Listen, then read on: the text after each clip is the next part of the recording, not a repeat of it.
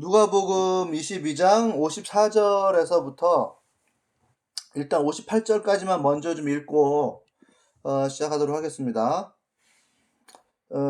그들은 예수를 붙들어서 끌고 대제사장의 집으로 데리고 갔다. 그런데 베드로는 멀찍이 떨어져서 뒤따라갔다. 사람들이 뜰 한가운데 불을 피워놓고 둘러 앉아 있는데 베드로도 그들 가운데 끼어 앉아 있었다. 그때 한 하녀가 베드로가 불빛을 안고 앉아 있는 것을 보고 그를 빤히 노려보고 말하기를 이 사람도 그와 함께 있었어요 하고 하였다. 그러나 베드로는 그것을 부인하여 말하기를 이보시오 나는 그를 모르오 하였다. 조금 뒤에 다른 사람이 베드로를 보고서 당신도 그들과 한패요 하고 말하였다. 그러나 베드로는 여보시오 나는 아니요 하고 말하였다. 일단 여기까지만 읽겠습니다.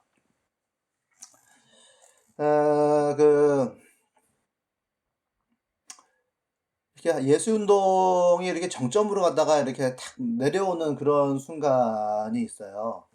그래서 이제 부활, 그러나 그 전에 미완이라고 하는 어떤 아쉬움이 있다. 우리 마음 속에도 있고, 또 우리의 어떤 사회를 보면 그 사회 속에도 있다.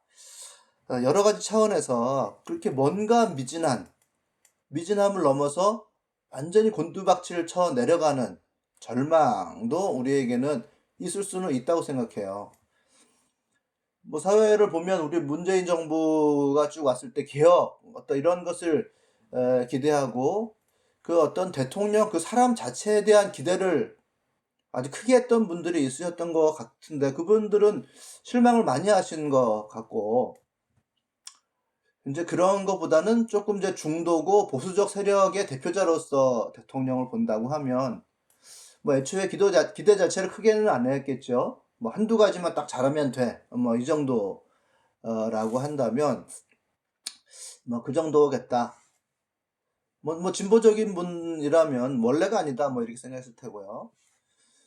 어쨌든 뭐 이 개혁이라고 하는 걸 놓고 봤을 때 이제 크게 아쉬운 점이 이제 뭐 있을 것 같아요. 거시적으로 봤을 때 어떤 통일의 문제 이거는 참 제가 뭐 메시지로도 몇 주 같이 따라하기도 했습니다만 물 건너 가나 싶은 어떤 그런 부분도 있고 그리고 또 미시적으로 봤을 때 돈 문제죠.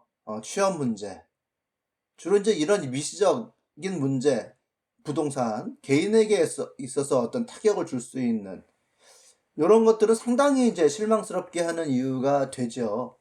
이런 부분에서 이제 이생망, 이번 생 망했다, 뭐 이제 그런 얘기도 한단 말이에요. 개인적 차원의 어떤 죽음의 골짜기로 몰고 들어가는 이유가 되는 실마리가 이런 데 있을 수도 있어요.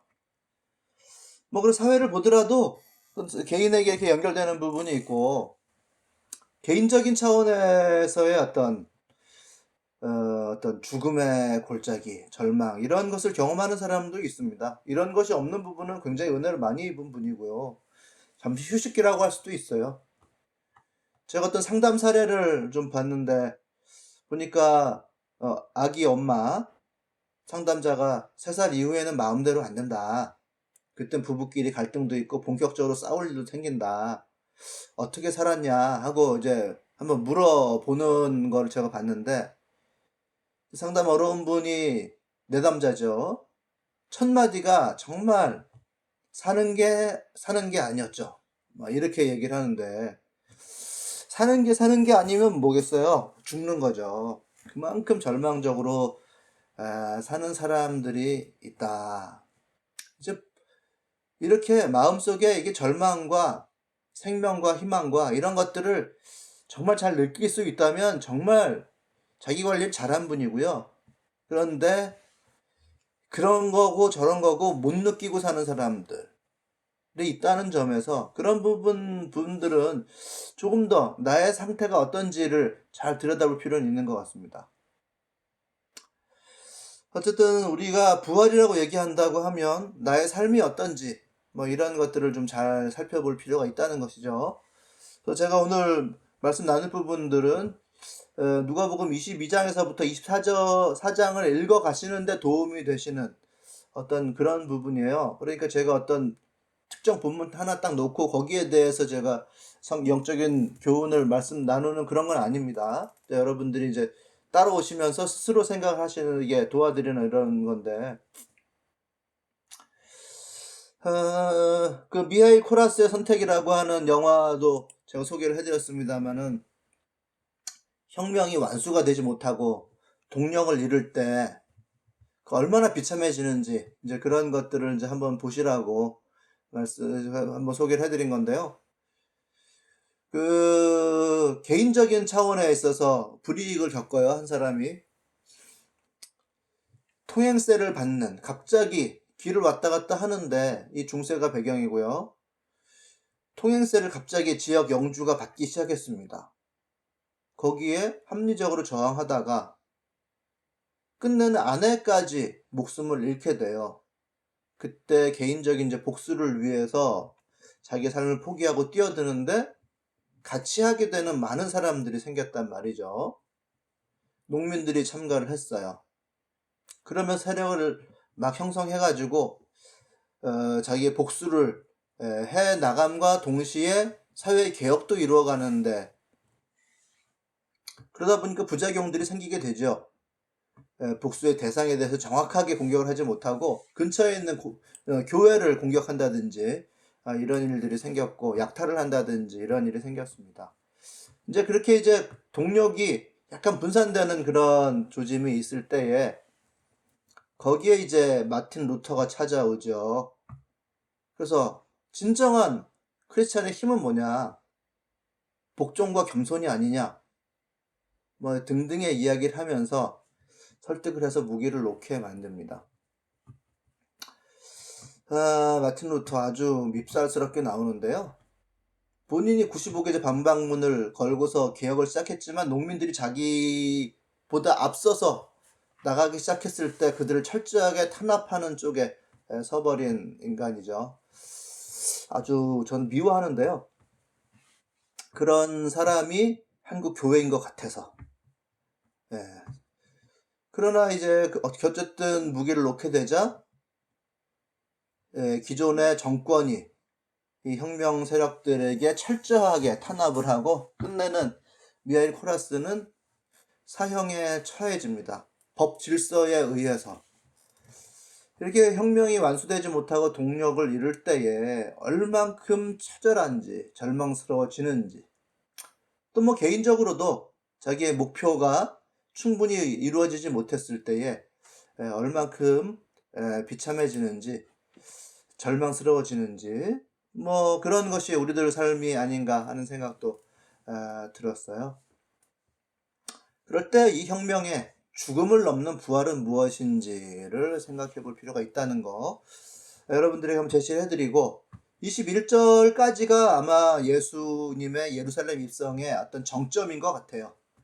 그리고 그 22장을 보면 이제 점점 하강이 된다, 이제 이런 거예요. 오늘 읽은 본문 요게 이제 그런 건데요. 지지부진하죠. 예수님을 붙들어서 이제 대제사장의 뜰로 끌고 갑니다.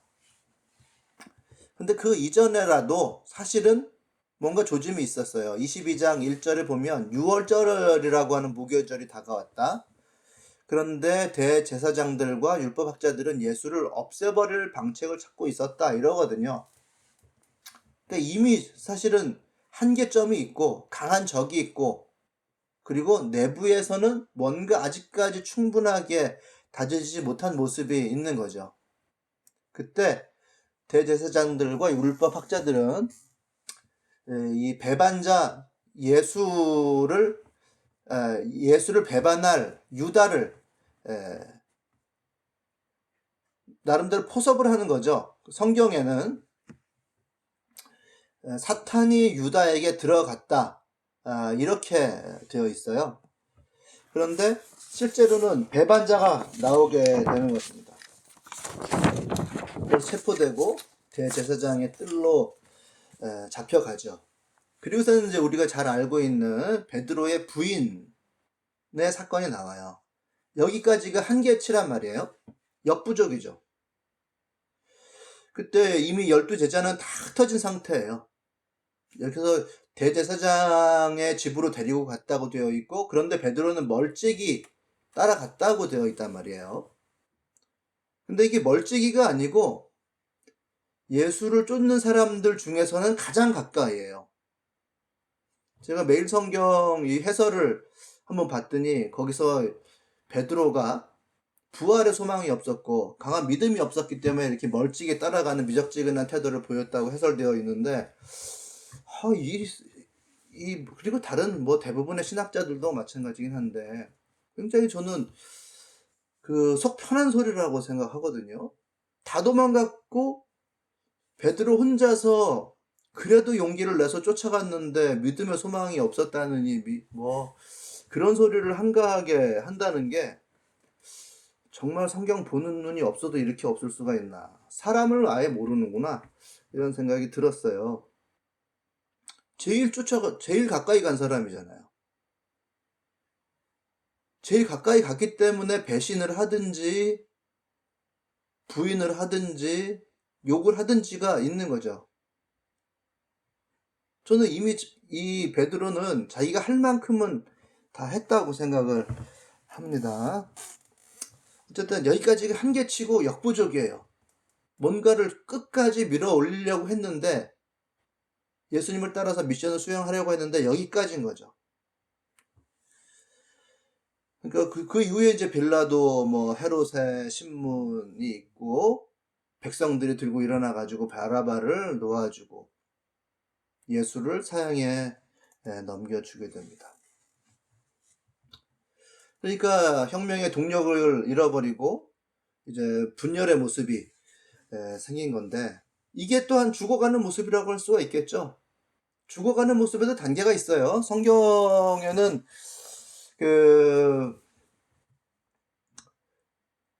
뭐랄까, 죽어가는 것이 0에서 100이 아니에요.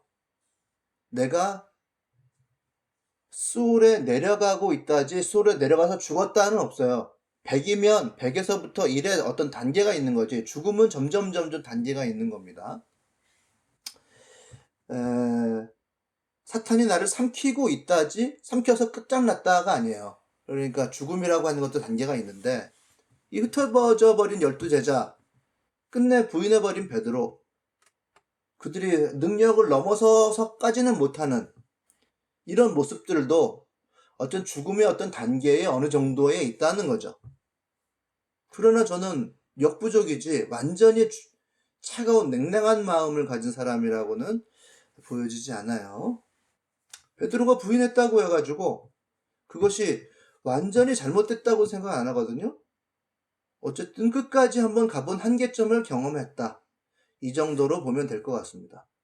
그러나 이제 예루살렘 진격의 어떤 한계점에는 간 거죠. 더 이상의 동력이 없으니까. 그러니까 실패가 아니고 그냥 그 한계점까지 갔으면 전 성공이라고 생각을 해요. 이제 그 다음에 진전이 또 있는 것이죠. 진짜 세력이 막 터지는, 분산하는 그런 모습들이 있습니다만은, 예수님은 그 다음의 단계가 있다고 반드시 얘기해요. 23장 27절을 보시면 말이죠.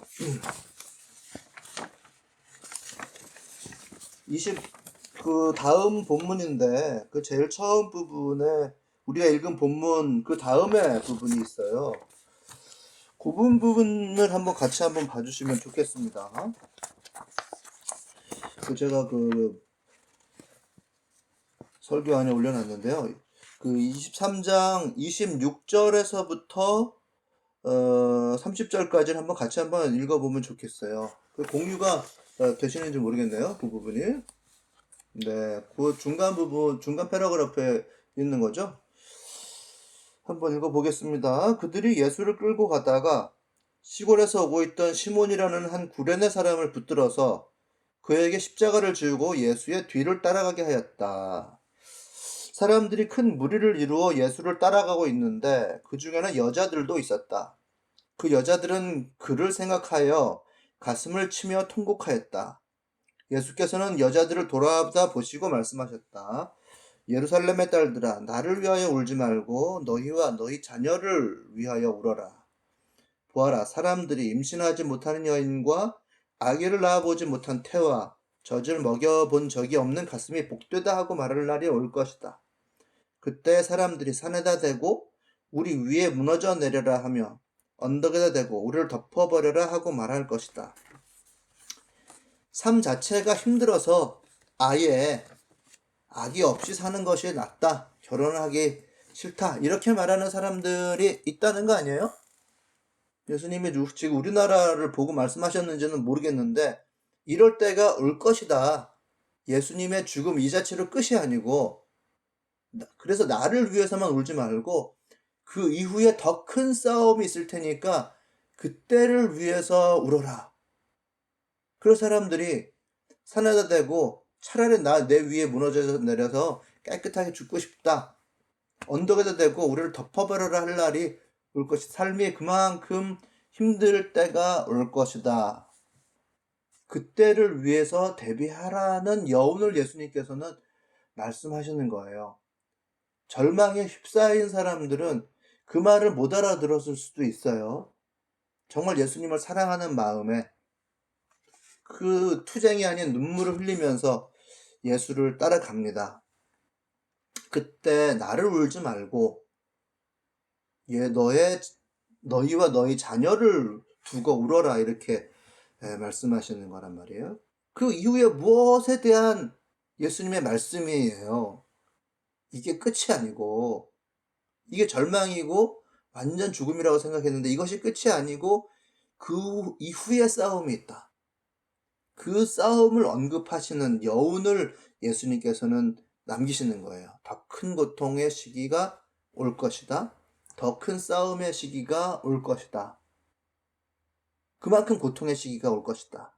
이게 끝이 아니다라고 하는 얘기를 이렇게 가슴을 치고 따라가는 여자들 가운데 얘기를 해주세요. 이 여성들, 몇몇 여성들의 얘기가 계속 나오는데 참 여성들이 아니면 하나님 나라가 있을까? 이런 생각도 해봐요. 정말 소소한 어떤 울음, 따라감, 그리고 죽었는데 향료를 들고 무덤에 찾아간 그런 일들 가운데서 예수님의 부활의 사건이 한 발 한 발 크게 진전되거든요. 그래서 이 여성들 일이 정말 아니라면 하나님 나라의 진전, 부활 이런 것이 어떻게 드러날까 이런 생각도 한번 해보긴 했습니다. 그러니까 이게 실패냐? 한계까지 갔어? 도저히 안 돼서 울었다면 저는 그게 성공이라고 보는 거죠, 사실은. 그 실패가 아니다. 그러나 이제 완전히 죽음 가운데 차가운 마음으로 있는 사람들도 있어요. 완전히 죽음의 진영에 있는 사람들이 있습니다. 그 비웃는 백성이라고 제가 그 강의 안에는 올려놨는데요. 완전히 죽음의 진영에 있는 사람들이 있어요. 자기나 구원해 봐라 이렇게 얘기하는 자들이거든요. 로마의 군사들이 하는 얘기가 유대인의 왕이면 너나 구원해 봐라. 그리고 이제 예수와 함께 이제 못 박힌 강도들이 있는데 한쪽의 강도가 네가 그리스도 아니냐? 너와 우리를 구원해 봐라. 이렇게 얘기를 하죠. 그때 한쪽의 강도는 야, 너나 나나 죽을 일을 해서 죽는 거고 이 사람은 죄가 없다. 이렇게 이야기를 하는 에피소드가 중간에 나오는데요. 적대자들이죠. 모두 조롱하고 비웃는 죽음의 영역에 완전히 들어가 있는 사람들입니다. 하지만 이 사람들이 하는 얘기가 뭐냐면 다 구원이 화두예요. 구원이. 절망이라고 하는 그 늪에서 빠져나오지 못하고 있는 스스로를 바라보지 못하면서 그 불안과 공포를 그 누군가에게 돌리면서 너나 구원해봐라. 사실은 자기도 따라가면서 구원을 얻고 싶은 마음인 거죠. 사실은. 나의 절망 가운데서 빠져나오지 못하는 자들이 그 분노를 그 어딘가에 돌리고 있는 거란 말이죠. 자기나 구원해라. 진짜 구원 받으면 나도 따라가게. 그런 얘기겠어요. 그 마음 한구석에 자리 잡고 있는 삶에 대한 열망. 사실은 절망인데 삶에 대한 열망이 죽음에 삼켜져 가고 있어서 더 이상 다른 대안이 없는 그런 모습을 보여주는 사람들이 있습니다. 그러니까 우리가 부활이라고 얘기를 한다고 하면 나의 단계가 어딘지를 구체적으로 살펴보는 것이 꼭 필요합니다. 100이면 0까지 어느 단계에 내가 있는지를 살펴보고 그런 것이 나에게 체감이 되어야 나에게 부활이라는 것이 필요 있죠. 뭐 그런 것들 저런 것들이 필요 없으면 예수의 죽음 왜 나보고 나 때문에 죽으라고 했냐? 이렇게 되는 거죠. 그래서 영적인 현실 진단이라고 하는 것이 꼭 필요해요. 내가 어디에 있나? 구분해야 될 점은 분명히 있어요. 내가 완전 죽었다. 물론 이렇게 생각하지 말고 내가 그 어느 영역에 있는지를 좀 구체적으로 좀 볼 필요가 있는 거죠. 그래서 구분해야 될 점이 있으니까 우리가 공부를 하고 계속의 성경을 보고 기도하고 서로 대화하고 하는 거예요. 그러니까 완전히 깨닫지 못한 자, 마음이 차가운 자, 이런 자들이 있는데 이런 사람들은 죽음의 영역이 있는 자들이고, 그러나 예수를 이제 따라감에 있어서 예수가 십자가에 못 박혀 죽으시러 자기 십자가를 지고 골고다 언덕으로 갈 때에 수많은 방관자들이 있잖아요. 거기 반대자들도 섞여 있을 거예요. 그리고 딱 그 사건의 중심에는 있지 못하나 완전히 죽음의 영역에 있지 않은 사람도 있습니다. 그 예수의 12제자를 보면은 그런 생각이 좀 들거든요. 12제자는 다 이미 베드로가 부인할 때 딱 터져 버렸어요.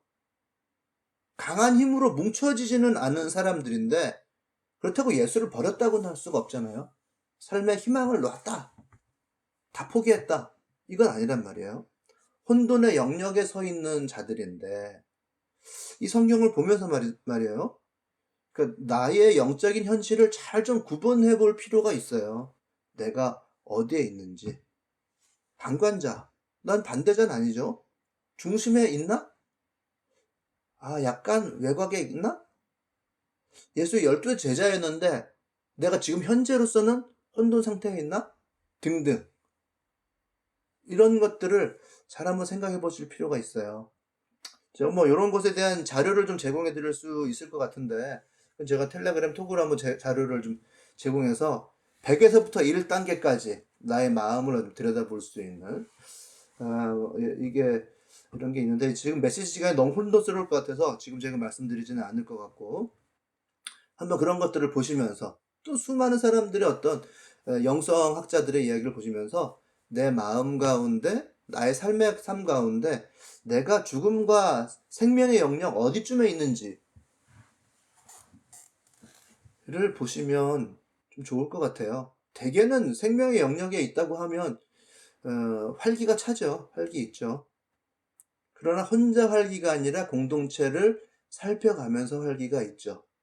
자기 혼자 아주 애기처럼 막 그런 사람들이 있잖아요. 그런 사람들은 아니고 주위 사람들을 전혀 돌아보지 못하는 사람들의 자기 혼자 신남이라고 하는 건 제외고 주위를 돌아보면 100% 되기가 굉장히 힘들어요. 주위 사람들에게 자기의 에너지를 나누어 줘야 하기 때문에 자기가 계속해서 채우는 과정을 겪지 못하면 아주 100%를 충만한 생명력을 가지고 살아가는 것은 사실 거의 불가능한 이야기입니다. 그래서 공동체 안에 있으면 공동체가 충분히 나누면 생명력이 평균화되는 거죠. 마음에서부터 나의 건강에서부터 나의 경제, 나의 외모, 나의 정서에 이르기까지가 평균케 되는 일이 발생하는 거예요. 그것의 첫 번째 단계는 뭐냐 하면 나의 영적인 현실을 분별하라는 거죠. 받을 사람인지 줄 사람인지, 그러면서 보이는 사람이 있으면 그 사람에게 받아야 되는지 주어야 되는지를 분별해야 나눔이라는 것이 가능해져요. 뭐 사회적인 어떤 영역도 보고 자기 개인적인 영역도 봐야 되는데 사회적인 영역을 봤을 때 지지부진한 현상을 보면서 소망이 끊어졌다는 착시를 가질 수 있어요. 이제 여기 서울 시민도 계시고 서울 시민이 아닌 분들도 계시지만 서울의 후보들을 제가 한번 보거든요. 후보들을 보면서 그 안에 움직임이 아주 소망이 끊어진 건 아닌 것 같아요. 의미가 있는 사람들이 많아요. 뭐 저는 그런 사람들을 많이 발견을 했습니다. 전에 같으면 거리에서 그 큰 목소리를 내던 어떤 이런 사람들이 정치 안에서 그래도 권력을 이제 잡아보려고 본격적인 행보를 많이 하고 있더라고요. 근데 이제 정치 공학적으로 아주 뭐 그런 것이 발달돼서 한 목소리를 내거나 이러지는 못하지만 좀 지리멸렬한 측면도 있고 분열되어 있는 모습이 있지만 한 사람 한 사람들을 보면 제대로 된 공약이 있어요. 미래적인 공약이 있더라고요. 평화와 인권이나 과거에 우리들의 정치인들을 봤을 때 평화라든지 인권을 얘기하면서 나온 사람이 있었던가? 그러나 이 젊은 후보들을 보니까 그런 이야기들을 하더라고요. 뭐 기후위기나 생태나 소수자들이나 NGO에서는 할 법한 정책들을 들고 나온 정치인들이 있습니다. 물론 15년, 20년 후에 어떤 현실화되거나 정치 권력의 중심에 들어갈 수 있을까 하는 느낌은 있습니다만은 이 사회 현상을 보더라도 완전히 절망은 아니구나. 우리가 혼돈에 있지만 그래도 생명으로 나아가려고 하는 발버둥이 우리 가운데 있다는 생각을 좀 하게 됐고요. 또 개인적인 차원에서 내가 어디에 있나, 죽음이냐 생명이냐 그 가운데서 이걸 좀 진단하면서 살아가는 것이 필요합니다. 이런 돌아봄이 있어야 되거든요. 이 돌아봄이 없으면 어떤 문제가 있냐면요. 영적인 차원 뭐 이런 거는 이제 기본이니까 하나님과의 어떤 하나됨과 내가 돌아봄이 없으면요. 사람들이 스쳐 지나가요. 예를 들어서 그 어떤 땅이 있다고 생각해 보세요. 땅이 방치되어 있으면 동네 사람들이 와서 거기다 뭐 연탄도 갖다 버리고 시골 땅 같은데 연탄도 갖다 버리고 집에서 못 쓴 장롱도 갖다가 세워놓고 그런단 말이에요. 그거 돌아보면서 그냥 자기 땅이지만 그냥 지나가 버리면 거기엔 사람들이 안 와요. 그런데 그 땅을 돌아보면서 거기를 정돈을 하고 거기를 예쁘게 해놓고 꽃도 심고 하면 사람들이 거기에 깃들인단 말이죠. 뭐 꼭 유원지 같이 이렇게 되지 않는다 하더라도 사람들이 잠시 왔다가 거기에서 기를 보충받고 즐거움을 얻고 거기에 자주 오는 곳이 돼요. 사람도 똑같거든요. 자기를 돌아보고 자기를 계속해서 꾸미면 내적으로 외적으로도 마찬가지예요. 사실은 자기를 돌아보고 외모를 단장을 하고 건강을 신경을 쓰고 먹을 것을 제대로 먹고 또 내면을 잘 가꾸면 사람들이 왔다가 그 사람에게 깃들어 있어요. 깃들어 있고 계속 그 사람에게 계속 돌아보고 계속 새로운 것들을 채우니까 그 사람에게 뭔가 신비한 것을 발견하고 사람들이 그 사람 주변에 계속 있습니다. 사람이 필요하신 분들은 자기를 꼭 돌아봐야 돼요. 그러나 제 개인적으로 자기를 돌아보지 못하면 사람들이 스쳐가고 잠시 왔다 가고 그리고 자기를 돌아보지 못한다는 얘기는 상대방만 돌아본다는 얘기니까 상대방의 결점이 보여서 쫓아내죠. 스스로. 자기 돌아봄, 내가 죽음의 영역에 있는지 생명의 영역에 있는지를 돌아보는 것은 그런 차원에서도 굉장히 귀중해요. 근데 자기를 돌아봐라, 성찰해라 이렇게 얘기를 하는 게 너무 흔한 얘기여서 암만 얘기를 해도 그런 것을 잘 모르고 이 얘기는 사실은 저의 얘기예요. 돌아보려고 해도 그 돌아봄이 충분치가 않아요. 그러나 어떤 사람들은 정말 그 돌아봄이라고 하는 어떤 DNA가 있는지 지혜로운지 말씀을 그렇게 잘 찾았는지 자기를 돌아보면서 가꾸고 자기를 변화하고 자기를 변신시키고 생명으로 채우고 하는 사람들이 있는 걸 봤어요. 그런 사람들 주변에는 저라도 같이 가고 싶죠.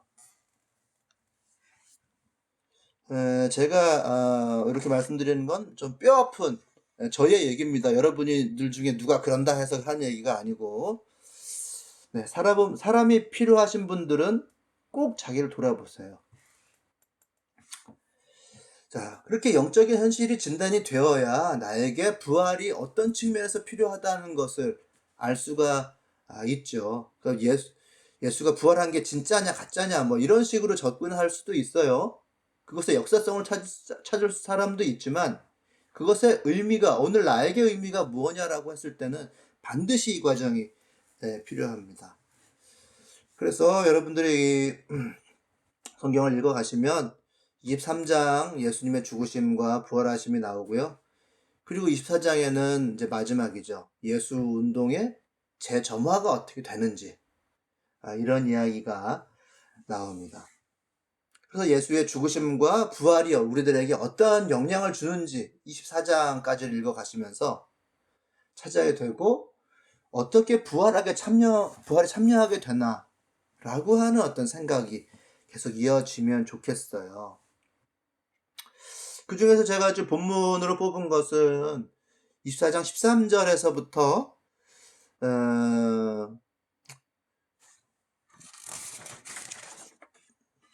31절까지인데, 요걸 뭐 다 읽으면 시간 넘어갈 것 같으니까 한 17절까지만 같이 한번 읽어볼게요. 13절에서부터 시작. 그런데 마침 그날 그들 가운데 두 사람이 예루살렘에서 한 30리 떨어져 있는 엠마라는 마을로 가고 있었다. 그들은 일어난 이 모든 일을 서로 이야기하고 있었다. 그들이 이야기하며 토론하고 있는데 예수께서 몸소 가까이 가서 그들과 함께 걸으셨다. 그러나 그들의 눈은 가리어서 예수를 알아보지 못하였다. 예수께서 그들에게 두 분이 걸어가면서 서로 주고받는 이 말들은 무슨 이야기입니까? 하고 물으셨다. 그들은 침통한 얼굴을 하고 서 걸음을 멈추었다. 뭐 얘기는 계속 이제 이어지는데, 이제 뒤에 이야기가 이제 뭐냐면 그들의 사건이 어떤 사건이 일어났는지를 예수인지 모르고 설명을 이제 해요. 예수가 그 행동과 말에 힘이 있는 예언자였다. 우리 스승이. 그분이야말로 이스라엘을 구원할 분이었다. 유일한 소망이었다. 근데 사람들이 몰라보고 그를 십자가에 못 박아 죽게 만들었다. 이런 설명을 해주고, 그 끝 말미에 무슨 얘기를 갖다 붙이냐 하면, 즉 자신들의 이야기는 정사예요. 정사. 그리고 몇몇 여자들에 대한 야사를 살짝 갖다 붙이는데, 이게 저는 이제 아까도 말씀드렸지만 이 여성들이 없었을 때 하나님 나라 진짜 되나 이런 생각을 하게 되는 게, 몇몇 여자들이 그러는데 그들이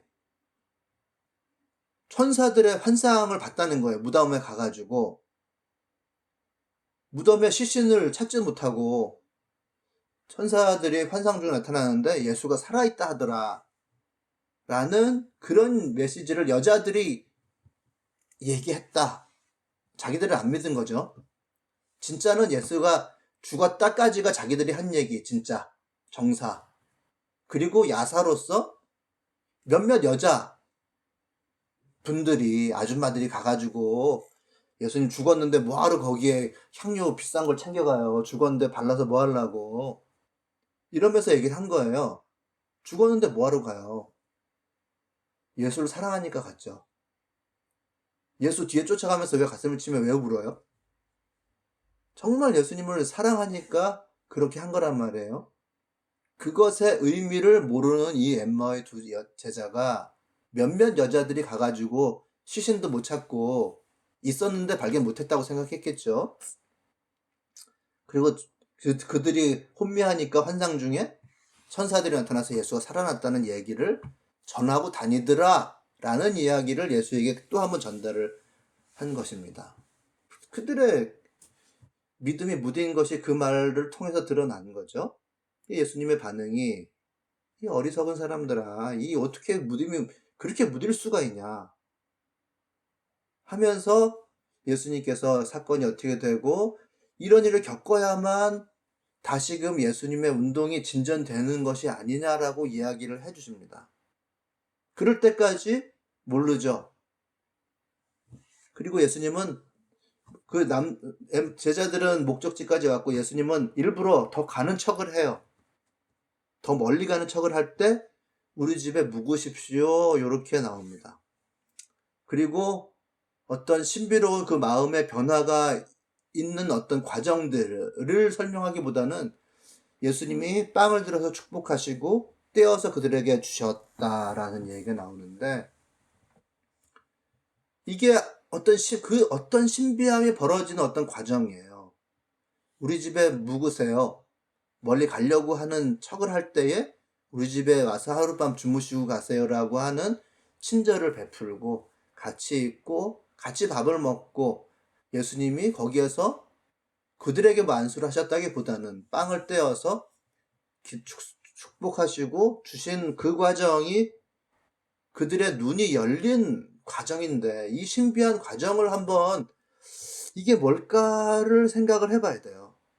그때 그들의 마음이 열려서 길가에서의 사건이 그들에게 이미 마음에 뜨거움 주는 사건인 것을 그때야 느껴요.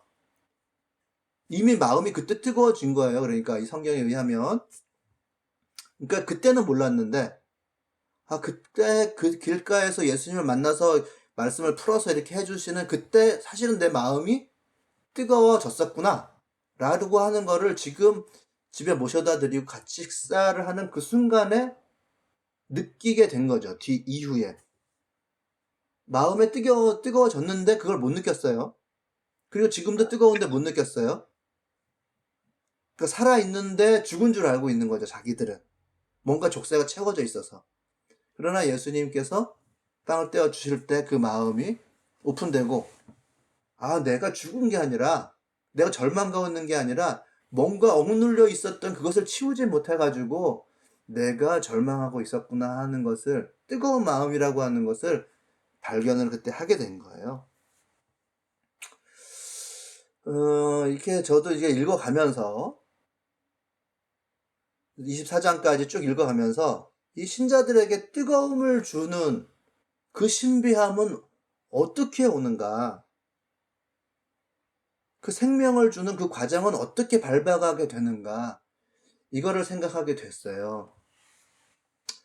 그러면서 이제 여러 가지 것들을 생각하게 되는데, 일단 이제 가장 기본이 되는 것들만 이제 말씀을 드려야 될 것 같아요. 성경에 있는 거, 여러분들 성경 읽어 가실 때 도움이 되는 어떤 생명을 주는 어떤 사건들이 모아진다는 걸 분명해요. 몇몇 여자들이 가슴을 치면서 예수를 쫓아가면서 눈물을 흘릴 때 여자들에게 주신 비전이잖아요. 너희들을 위해서 울어라. 나중에 그 무언가 사건이 있을 텐데 그때 내가 너희들과 함께 할 것이다 라고 하는 그 비전 있죠. 그 예수를 쫓아가는 그런 행동이 없었으면 그런 걸 들었을까요? 그 몇몇 여자들이 무덤에 찾아간 거, 왜 찾아가요? 저 같은 사람은 절대 안 찾아갑니다. 이미 끝났는데 향료를 들고서 그 새벽에 문 어떻게 열라고, 군대가 지키고 있는 거 뻔히 알면서 아무 대책 없이 생각 많이 하지 않고 간 거예요. 그 신자들에게 뜨거움을 주는 사건은 그런 거, 어이없는 거에서 하나하나 모아지는 거란 말이죠. 그리고 몇몇 제자들이 예수님이 멀리 가는 척하고 연극을 살짝 할 때 그 친절을 베풀어서 집에 들어오시라고 하는 거, 그냥 집에 모실 수도 있지만 안 모실 수도 있잖아요. 그런 행동 가운데서 그 뜨거움과 생명으로의 진출이라고 하는 게 일어난다고 저는 보여졌어요. 그런 게 우리 가운데 있거든요. 이미 있는데 뭐 발견 못하거나 잊어버리거나 의미를 부여하지 못하거나 그런 게 많아요. 저는 그 예배 때 그 메시지를 그 녹음을 해 놓는 경우가 있으니까 뭐 제 설교를 듣는 경우도 있는데요. 잘 안 듣게 되고 주로 이제 여러분들 간증하시는 거, 내가 만난 하나님, 뭐 이대선 집사님이 하신 거 뭐나 들어보기도 하고 등등 있는데, 이제 그건 본인들이 별로 원치를 않아 가지고 제가 오픈 안 하고 저만 듣는데요. 2018년 6월에 그 녹음한 게 있어요. 그때 다영이네 집 구하지 못했을 때 각자 집에서 누구네 집, 결국 거울자매네 집에 있었고 나머지 둘이 합쳐서 이렇게 살았죠. 그러니까 세 가정이 두 집에 살 때의 그 이야기. 그때 뭔가 그 뭐 의미 부여를 대단히 많이 하지 않고 그냥 덤덤하게들 얘기하시더라고요. 다영이네랑 이루네랑 자교네랑 뭐 어떻게 지냈고 뭐 위기가 있었을 때 뭐 어떻게 하려고 했냐. 근데 위기는 없었다. 뭐 많이 배웠다 등등 그런 얘기를 했는데, 그거 얘기를 한 10개의 질문을 했는데 한 5개 질문할 때 벌써 30분이 넘어가 가지고 재경자매가 짧게 해라 뭐 한 그런 얘기도 나오고 하더라고요. 그리고 재경자매가 애들을 산에 들로 이제 산책시키려고 그렇게 좀 봉사할 때가 있었어요. 그때 산에 올라가고 뭐 밭에도 데려가고 한 그런 이야기들.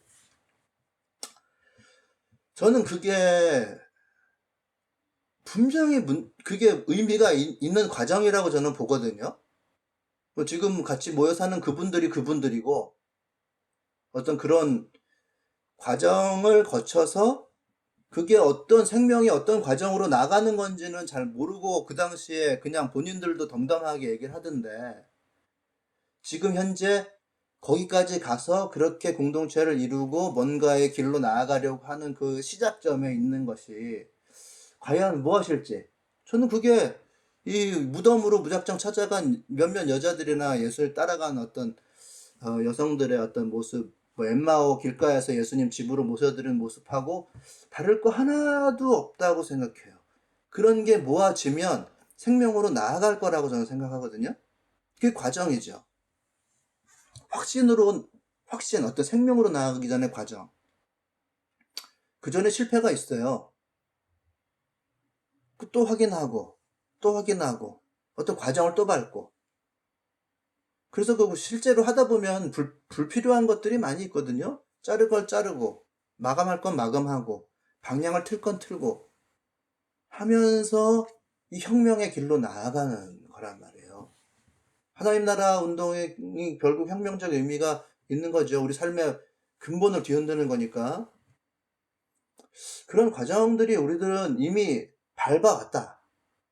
그것이 저는 산책을 하면서 좀 의미 있는 교회들 근처를 한번 가봐요. 저를 맞이해주는 사람은 없지만 그러면 그 교회의 외양을 볼 수 있으니까 도서관도 있고 교회 카페도 있고 거기에 붙여놓은 사역의 어떤 안내문도 있고 뭐 축구팀도 운영하고 있고 등등.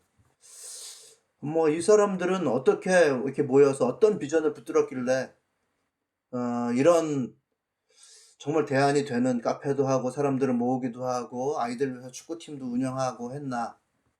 우리들은 무엇을 했을까라고 했을 때 그 뜨거운 열정과 어떤 기운, 다를 바가 없는 것 같아요. 뭐 그분들을 비하하는 게 아니고 그분들이 뭐 외양만 컸다 이렇게 생각하진 않아요. 그분들도 붙잡는 어떤 비전이 있었을 거예요. 우리 또한 붙잡고 소소하게 이루었던 수많은 일들이 있었고 그런 것이 없다면 생명으로 나아갈 수가 없다고 저는 생각을 합니다. 여전히 남은 의심들이 있어요. 가야 될 길이 있어요. 제자들이 그러고 나선 다시 모여보니까 주님께서 확실히 살아나셨다는 이야기, 베드로에게, 그 부인했던 베드로에게 나타나셨다는 얘기를 막 하고 있는 거예요. 그럼에도 불구하고 그들은 여전히 의심을 품고 있었는데 예수님께서 나타나셔서 그들에게 평화를 주시고, 나 진짜 살았다? 먹을 거 있으면 줘봐라? 해서 물고기 한 토막을 드시면서 그들에게 깨닫게 하시려고 마음을 열어주시는 일들이 계속 이어진단 말이에요. 우리도 그런 부활의 어떤 과정들을 계속해서 밟아 나아가야 되는 것이고, 우리들은 그 가운데에 있다. 가운데 있다라고 하는 것을 저는 분명하게 발견하게 되었습니다. 여러분들도 저와 좀 비슷한 마음이실 거라고 생각하고, 그러나 이제 그 베드로가 체포되는 어떤 환경 가운데서 한계치를 경험했듯이, 역부족을 경험했듯이 그럴 수도 있어요. 어떤 사람들은. 어떤 사람은 나아갈 수도 있고, 어떤 사람은 흩어져 있는 마음일 수도 있고, 어떤 사람은 딱 붙드는 마음이 있을 수도 있고, 그런 것을 서로 나누어서 평균하게 만드는 이 과정을 통해서 넘어가는, 그래서 동력을 만드는 거죠. 그런 일이 있었으면 좋겠습니다. 네, 제가 말씀드릴 거 정리한 건 요 정도까지고요. 이제 그것의 결론 부분에 대한 것은 이제 여러분들이 읽어가시면서 또 공동체적인 삶을 살아가시면서 내주시기를 바랍니다. 부활 그리고 미원의 혁명. 오늘 메시지는 이 정도로 마치도록 하겠습니다.